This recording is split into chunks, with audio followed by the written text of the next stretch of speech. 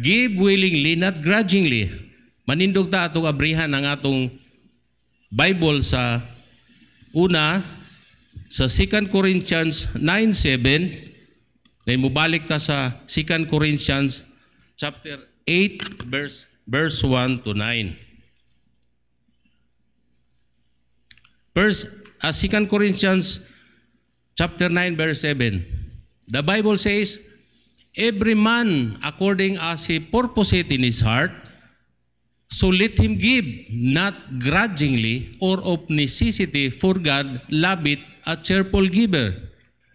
In 2 Corinthians chapter 8 verse 1 to 9.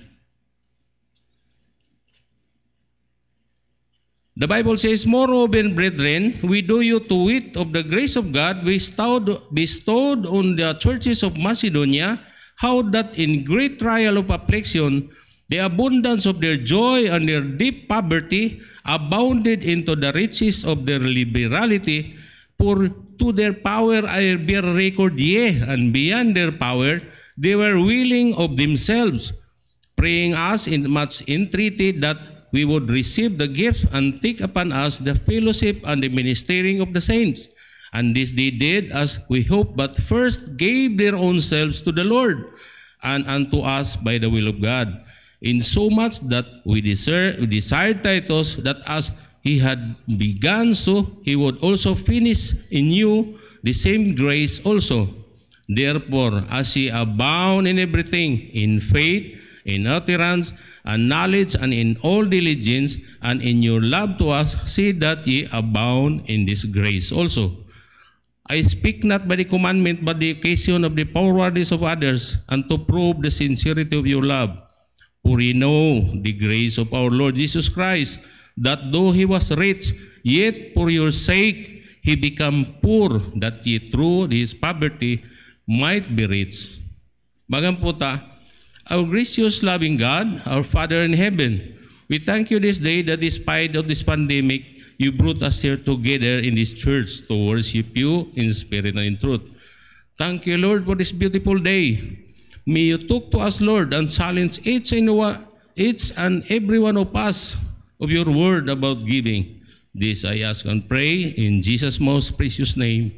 Amen. Palihog, manlingkod ta. Sa atong gibasa, di ba, ang giingna ni Apostle Paul ang mga taga-Korinto. Ang church sa Korinto, mga dato ni sila nga church. Pero wala niya gamita, iyang giingnan, iyang gigamit ang Macedonian churches nga naa sa kalisod. In giving, we need selflessness. Kalimti ang imong kaugalingon. Sacrificially. Karon nga pandemic, di ba? Daghan na nangawala na to. Nawadan uban og trabaho, ni minus gyud ang kita. So makaingon ta nga atong paghatag sacrificially. Then di apod masukod unsa ang atong spirituality. Some people give because of prosperity. Kana bang adunahan, kaya na sila maghatag. Some people can give because of power. Kanang mga empleyado, nameless will do. Unsaon maning gingon na to nga some people give because of poverty beyond their power. Di ba Macedonian churches niingon kanang giingon diya sa 8 sa chapter 2 Corinthians 8 chapter 2 na kana puno siya og adjective, di ba? How in that great trial of affliction, grabe ang affliction, the abundance of their joy and their deep poverty abounded into the riches of their liberality. Di ba atong makita karon sa mga forum, sa mga presidential, unsa may ilang plataporma sa poverty. Ang poor lahi na kaysa poverty, ang poverty that is kalisod. Igibutangan pa diya og adjective nga deep poverty. Kita pasalamat nga napatay gikaon. Sila adto kang panahon nila pero nakahatag sila. Ngano man Kay una nilang gihatag ang ilang kaugalingon ngadto sa Ginoo. Now, ningon siya sa 5, and they did not as he hoped, but first give them own selves to the Lord. Kung tinuray nga gihatag na nimo imong kaugalingon ngadto sa Ginoo, dili lisod ang paghatag. Dili lisod ang paghatag. Di ba makita nimo ang Macedonian giving, very challenging. Kaya sila sa tumang kalisod. Costly, commendable. Grabe ang mga adjective gatong mabasa diha. Unsa sila kalisod. Unaa sila sa laom nga kalisod. Kaya nga nung nahimo nila, kay una nilang gihatag sa Ginoo ang ilang kaugalingon.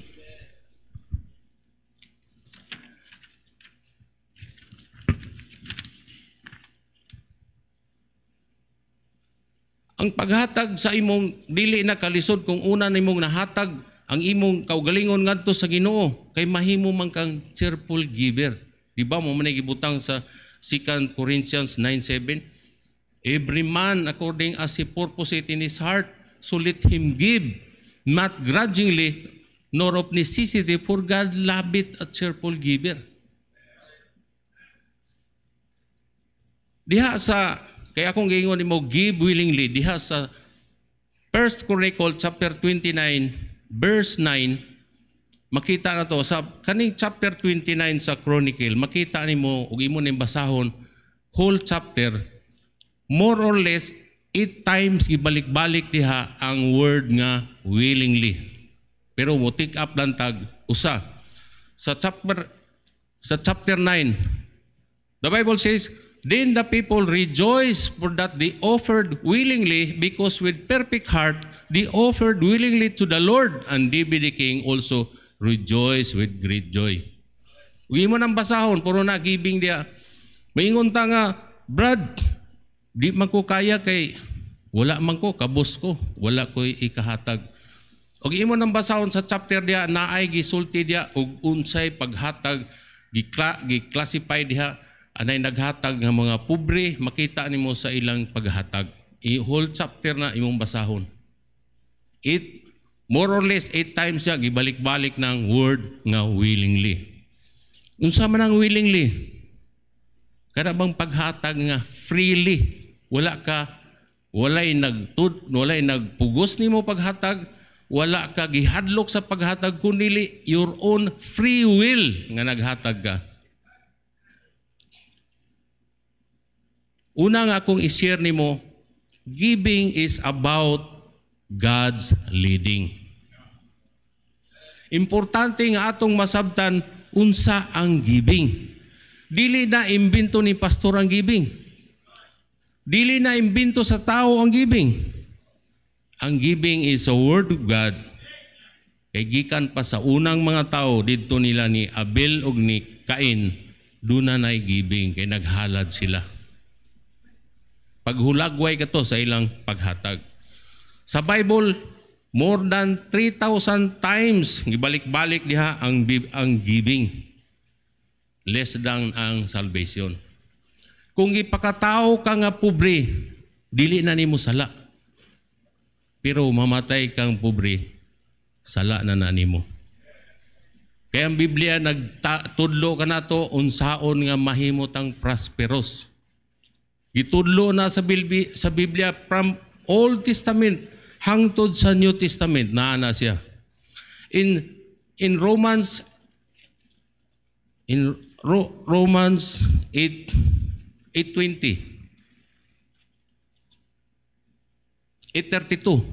Romans 8:32. Ang Biblia, he that spared not his own son, but delivered him up for us all, para sa tuwatanan. How shall he not with also freely give to us all things? Ikahatag ba ganin niya yung anak, nasbugtong anak, ako usaragi akong anak. Pero mag-ingon gani sila nga, nanay manguyab na, murag guol kaysa kung una-una ba? Pero ang Ginoo nahatag niya yung anak. Kana pa kang gikinahanglan nato o atong mga needs, mga butang atong gikinahanglan, dili niya ikahatag.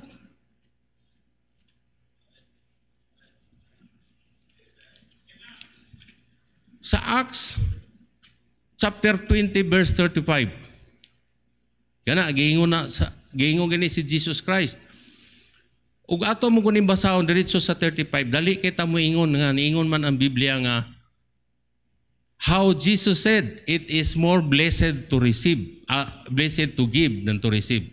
Balikan na to sa 33, 34, 35 para mabasa na to. Niingon, the Bible says, I have coveted now no man's silver or gold or apparel. Yea, ye yourself know that these hands have ministered unto my necessities, unto them that were with me. I have showed you all things, how that is laboring ye ought to support the weak, and to remember the words of the Lord Jesus Christ, how he said, it is more blessed to give than to receive. Sa mga Bible, makita ni mo na pula na siya nga litra. Kay si Jesus Christ gid ang nagsulti. Atong i-apply sa boxer. Ikaw kung puro ka dawat, puro ka receive, di ka abtag second round. Down ka. Mas maigid nga maghatag. Di ba? Sa mga namatayan, di ba? Kaingon ka ba nga, ay, blessed sila kay gihatagan. Sa kuana, kanang naa sa mga nabi daw sa ospital, duawon, dalhan og mga prutas sa tagan. Kung ako sa akong kaugalingon, mas mayroong ako'y hatagan, di ako'y maghatag kaysa ako'y hatagan nga naa sa ingon ana nga kahimtang. Giving is about God's leading.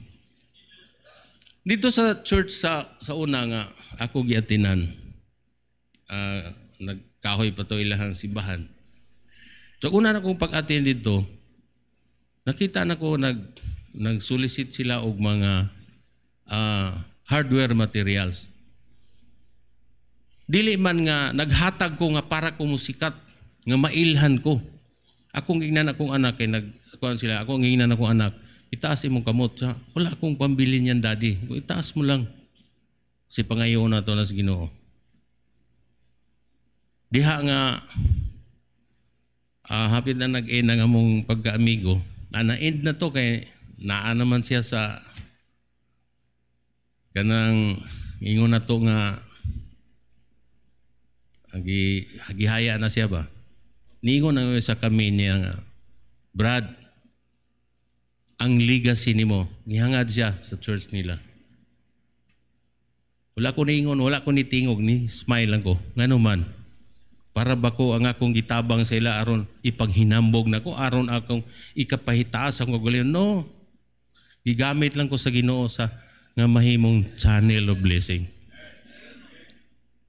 Kay kung willing you ka, mabatian mo ng leading sa Ginoo nga maghatag ka. Kung gihatag na nimo sa Ginoo ang imong kaugalingon.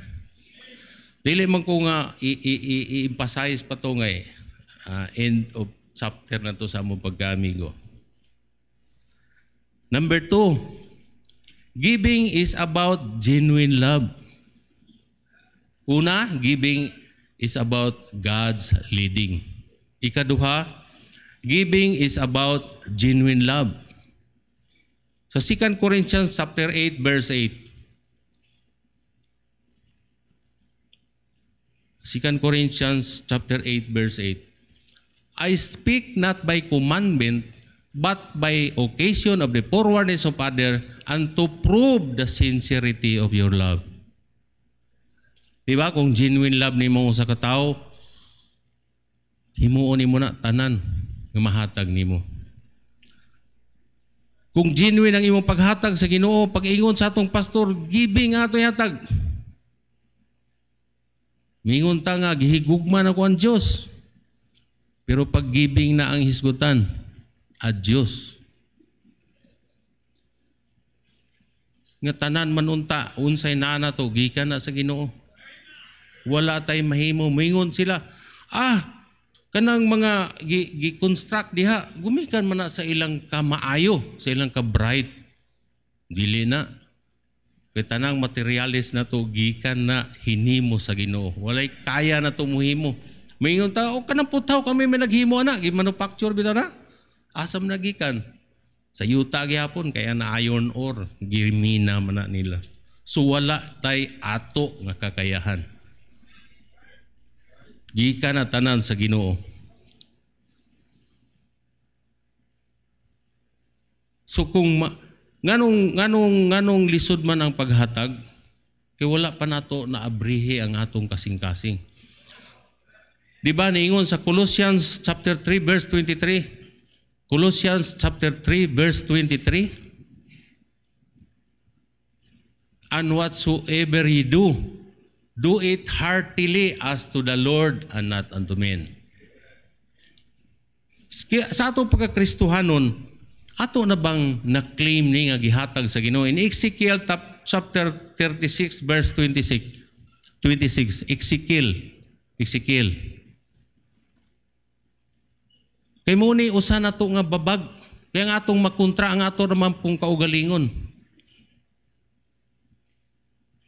Uni saad sa Ginoo, human nga kita masave, nahimot ang Kristohanon, iyang giingon diha, a new heart also will I give you, and a new spirit will I put within you, and I will take away the stony heart out of your flesh, and I will give you a heart of flesh. Nga naman nga kinahanglang humok man itong kasing-kasing para ang tanang Word of God mutubo na diha. Ang tanang gitudlo ni Pastor mutubo na diha. Sa bago ko nga nahimong Kristohano dito sa Manila, siguro mga 5 or 6 months ko nga Kristohano, gidala ko sa mong pastor sa usa ka mission conference. Diha nga sa mission conference, nakita na ko itong ilang gisulat ba nga, kanapit ang Hosea chapter 10 verse 12. Muni akong life verse. Hosea chapter 10 verse 12. Nakita na ko ang word nga nahimo bang sa ato pa nakapukaw sa akong kaugalingon, kanang follow. Kaya akong gingnan nga man nila tanawa ng man na ang akong nailhang follow is O. So, naa sila topographical error, pero ako una dili magina masayop. So, gitanaw na akong Biblia. Ang context ani nga, chapter ana na nga, kanang Hosea chapter 10, tig-ana og kasing-kasing ang mga Israelite. Puro na sila sa nabutang sa kadautan. Wala na nila hatagi og pagtagad ang Ginoo. Mong gisugo si Hosea. Hosea chapter 10 verse 12. Sow to yourself in righteousness, reap in mercy, break up your fallow ground, for it is time to seek the Lord till He come and rain righteousness upon you. Nganong ako ning gipili, diha nga nagtrabaho ko sa Coca-Cola. Mong isa ra kong anak, grabe kong si mission sa akong asawa. Tagkadlaw na kumuli. Sayo kayo, alas 2. Asa man gikan. Masuito ko anang Pasay, Makati, Manila, abot mi og Angeles, abot pag Baguio. So nakita na ko nga og di din ako book on kanang fallow ground, kanang fallow sa kung kana uncultivated soil.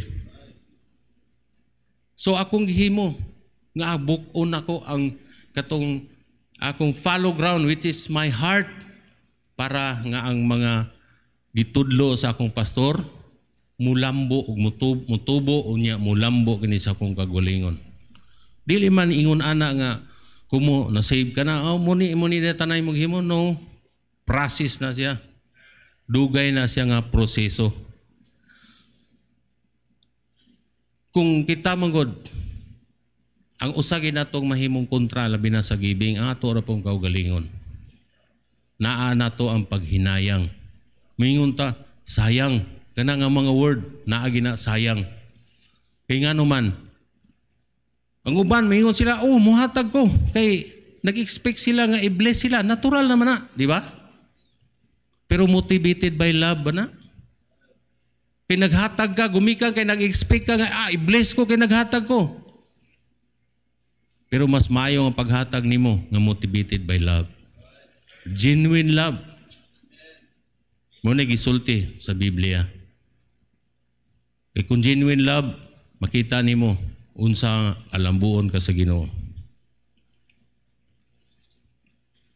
Ikatulo, una, giving is about God's leading. Ikaduha, giving is about genuine love. Number 3, muna ni last. Giving is about godly lifestyle. Karakter na nimo. Dili nga naghatag ka nga napugos lang o bugat sa imong kaugalingon, kung dili naghatag ka kay giingon man nga gihigugma sa Ginoo ang naghatag nga malipayon. In Romans 8:32,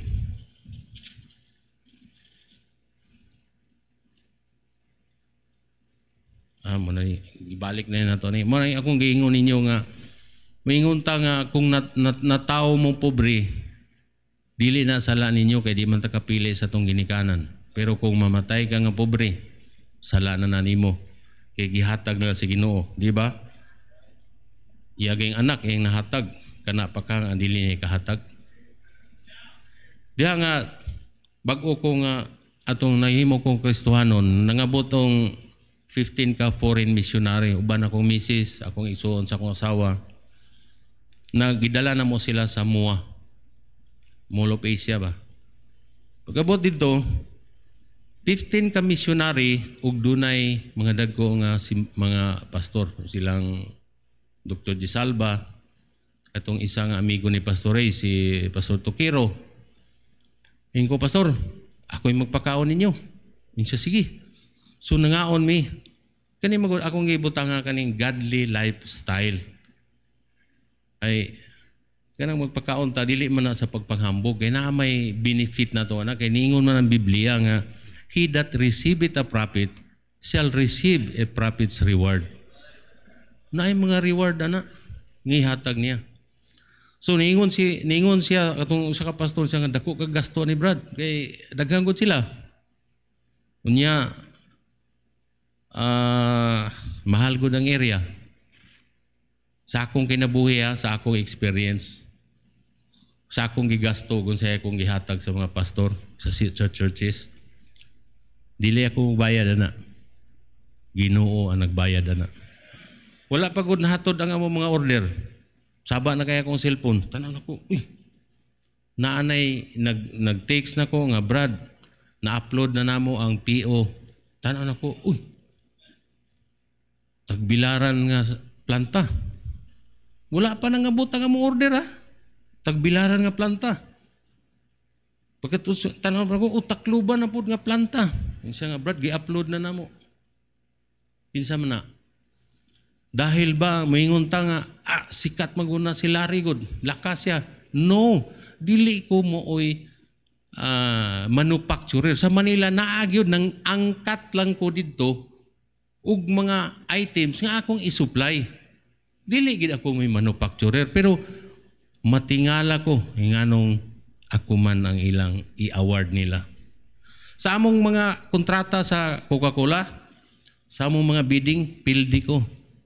Gani, last December, ningon ang gingnan tos manager nito, gingnan nga, Lar, i-pack up na imong mga tao. Ay, wa mo ka daw sa bidding. Pero na may giingon ang Biblia sa Malachi chapter 3 verse 11. The Bible says in Malachi chapter 3 verse 11, and I will rebuke the devourer for your sake, and he shall not destroy the fruits of your ground, neither shall your vine cast her fruit before the time the field, said the Lord of hosts. Kinsa man ang devourer dia? Di ba mo na musira sa imong negosyo? Dili, ningon sila nga, ila ko nung, napa may, ang manager may nagsulti na may direktor. Mas taas man ang direktor. Siya nga, dili ka pwedeng hawaon niya Lar. Ako'y bahala. Ningon ko tong, akong tang giubsan akong bidding, akong bid price. Ningon ang procurement nga, nga nung imo man yung giubsan sir, nga ako may mag-award nimo. Gamay na pa dong giubos. Pero naay saad ang Ginoo.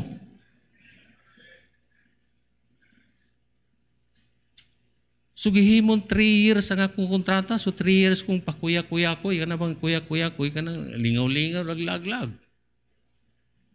Kaya wala kay problema. Tanan akong kontrata, gihimong 3 years.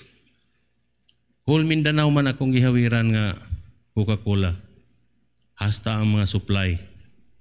So, sulti na siya sa Ginoo. Gisaad na sa Ginoo sa atoa nga kita nga mga Kristohanon.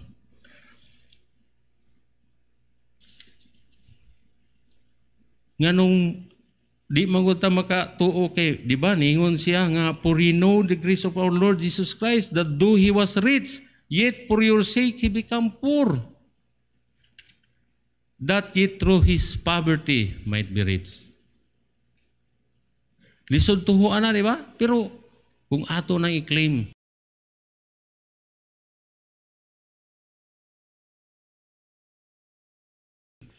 ningon ang Biblia sa Romans 8:20. 2 Corinthians chapter 1 verse 20. Yan nato makita nga gisulti diha sa Biblia.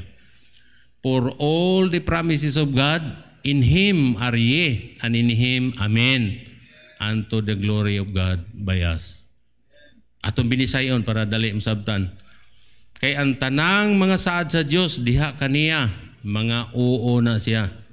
Ug diha kaniya, amen. Ngadto sa himaya sa Dios pinaagi kanato. Only one life. Ako naanak ko sa senior citizen, 62 na ko. Mag-62 na. Only one life, and soon it will pass. But what's done for Christ will last. Maura na atong mabalon nga to sa langit. Di na to madala atong bahandi.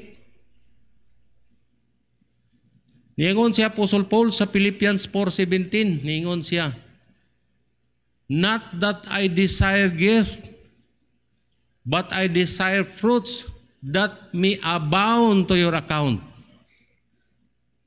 Diri sa kalibutan ang atong mga account diha sa PNB, BPI, sa DBP dako kayo. Halos good. Siguro mga ugaman, di ba? Daghang itag account sa mga bangko. Kumusta ang atong account sa langit? Naa ba sila'y sulod? Maura ba rin atong dalhon niya pag-abot sa langit? Sa mga Tagalog, niingon sila, kaya kana ko nung magsigig gasto sa church, diri sa yuta, pagpapala, adto niya nimo sa langit, gantimpala. Doon na kay reward makuha. Gidagang gisaad diha. Ug ang Ginoo dili na siya mangutang. God is not unwise to forget your labor of love. Muna akong nakuan. Our God never changed. His love to us never changed. His concern to us never changed. And His promise never changed. And God Himself is the source of this promise. Palihog manindog ta, magampo ta.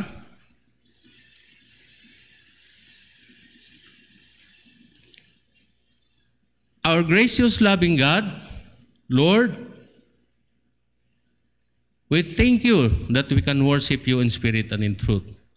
Lord, give us a clean heart and a right spirit. And Lord, please make us a doer of your word, not hearers only, deceiving our own self.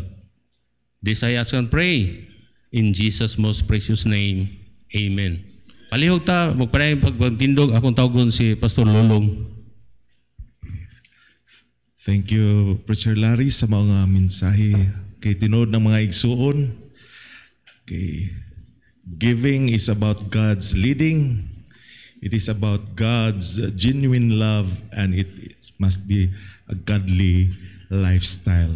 Kumusta ang ato ang paghatag? Una sa tanan, okay, ato daw ng hinuktukan. Nakahatag na ba kauna sa kinabuhi nimo sa Ginoo? Or basin ikaw mismo mo yung wala ko nakahatag, hindi ka ko kasiguro, asa ko padulong kung mamatay ko. So kinahanglan nimo nga dawaton nimo ang gi-offer nga kinabuhi ni Ginoong Hesukristo dito sa cross para sa imo. Dawatan na I accept si Jesus Christ ka imong personal nga Dios Savior o Ginoo.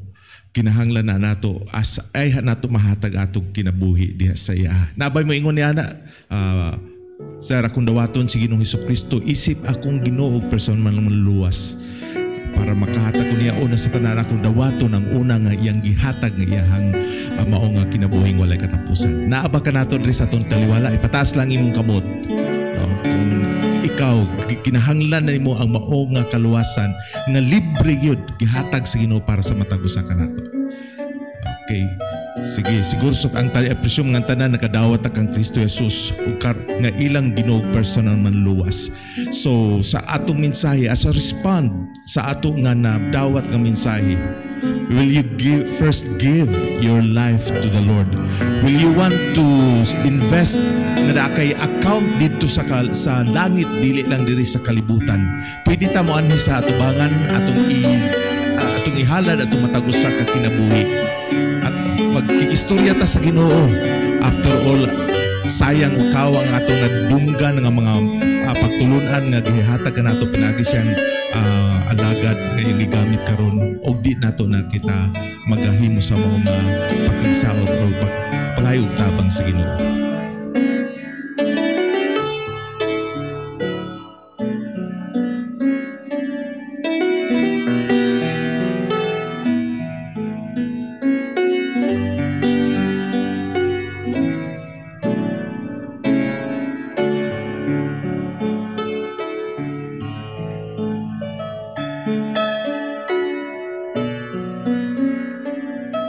Mahigugmao namong Ginoo langit do namong amahan. Thank you Lord sa mensahe nga gidala sa imong alagad amahan. Salamat Ginoo sa mga pagtulunan about sa giving. Thank you Lord sa ikaw una sa tanan nga naghatag. Help us Lord also to really give o God sa imong gitudlo kanamo. Ginoo, help us to be faithful sa imuha sa among nga pagpangalaga diha kanimo. Na imong katawan Ginoo nakigistorya kanimo kung sa ila sa kasing-kasing we pray nga ikaw may mag-grant nini panalangin ka sa ilang nga mao nga commitment or sa ilang saad diha kanimo. Tabangi man o kinsa tunay mga challenges sa ilang kinabuhi nga gusto nila nga ma-overcome in that way nga diin sila padayon pagkalagad kanimo even the area of giving. So thank you Lord. Among gibalik ang dugog himaya kanimo kay imo lamang kini og dili amo. In Jesus name we pray.